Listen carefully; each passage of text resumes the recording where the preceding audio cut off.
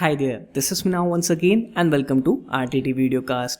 So in the last video we have talked about the basic of Evernote, and well, today we are going to take a look at some of the advanced tips and tricks. Like always, all the video timestamps are in the description below and turn on the subtitles if you want to. So with that being said, let's get started.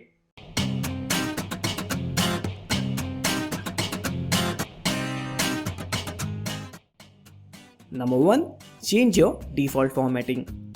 Now I know Evernote is a note-taking application and not a writing pad. But still, most of my writing is done on Evernote and I assume many of you do that as well. Now my only complaint here is the default font size is too small and I don't like the font either. So here is how you change it. If you are on Mac, go to Preference and then go to the Formatting. Once you are there, make the appropriate changes for the title and body. Similarly, if you are on Windows, you can find these options under the Tools menu. Now, as of today, there is no option to change fonts in Evernote mobile app, which is kind of weird because everybody likes to have a bigger text on smaller screen. So the only workaround here is create a new note from your computer and add a combination of sentences with desired fonts and sizes. And then once you are on mobile, you can just copy paste the sentence to a new note and then start typing next to it. And you will see Evernote will automatically switch to that font. Now I know this is tedious and nowhere near to a perfect solution. But hey, this is the only thing we have and it works. Number 2. Send emails. Now I am sure most of you are already aware of this email feature of Evernote, which lets you directly send an email to Evernote. So to do this, first you will need your secret Evernote email address, which you can get by going to your account summary. And now anything you send or forward to this email address will automatically get saved to your default notebook. But that's not all. You can even add more parameters to it. Like for instance, say I want to specify the destination notebook.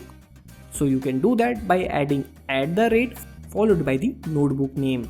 Similarly, to specify a specific tag, write down # followed by the tag name. And to add a reminder, you can add ! followed by the date. And now once you hit the send button, this email will automatically get sent to the specified notebook. But now here is the bummer. From the last year onwards, this email feature is now available for paid user. The free accounts only get 5 emails every month. But say if you don't want to pay for this service just for this email feature, then there is a workaround for that. Simply use this if this then that recipe and connect both your Gmail and Evernote account. And now if you add a specific label to your email, it will automatically get saved to the default notebook. But how good it is? Well, I used it when I was using the free plan and it works quite well, though I have to say there was a slight delay. Number 3. Evernote Web Clipper. Now Evernote Web Clipper is one of the most popular features of Evernote, and the idea behind that is very simple. If you come across a useful information while you are browsing a web, then you can quickly save it to the Evernote account without even having to open the Evernote app. So let's say if you want to clip this page, then you have few options. For instance, you can clip the entire page, you can take a screenshot and annotate it later on, or you can clip few lines. And once you are done, you can simply specify the destination notebook and set a tag. And once you hit the save button, this will automatically get saved to your Evernote account. Similarly, you can also use the Evernote Web Clipper on smartphones. Obviously, it is not as powerful as the desktop version, but it still works. For instance, say you want to clip this article on Android. Then look for the share option and then select Evernote from there. Now here's the tricky part. You have to tap on the elephant icon to see the extra options, or it will just get saved to your default notebook. Now with the extra option, you can specify a tag or add a different notebook. Although there is no option to copy few lines of text or take a screenshot.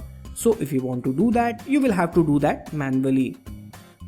So is Evernote secure, or can you upload private information to it? Well, the way I see it, the company claims this product as filing cabinet and not as a vault. So you should not be uploading your sensitive information in the first place. However, there are few things that you can do to tighten up your security. For instance, there is an option to encrypt text in Evernote, which comes in handy if you want to hide password hint or bank details, etc. To do that, highlight the text you want to encrypt and then right click on it and select the encrypt selected text option. Next, you will have to give it a strong password and you are done. Now, unlike the encryption part, which can only be done on the desktop app, you can decrypt this on any platform, which includes mobile and web.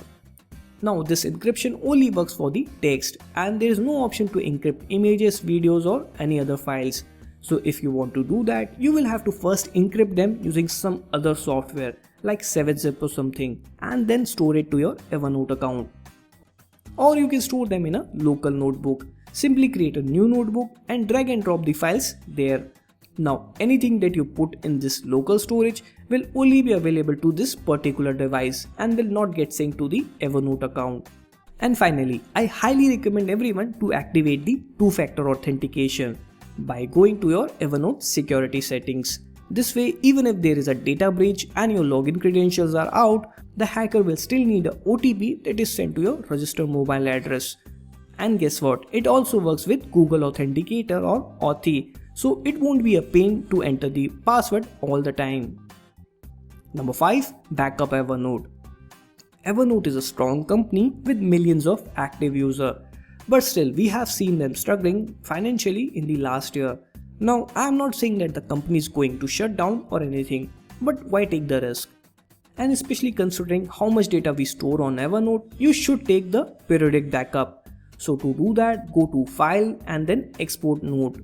A new window will pop open and here I suggest you go with the proprietary XML format, that is .enex files, as it saves everything that you have on Evernote, including the structure, tags, stacks and everything else.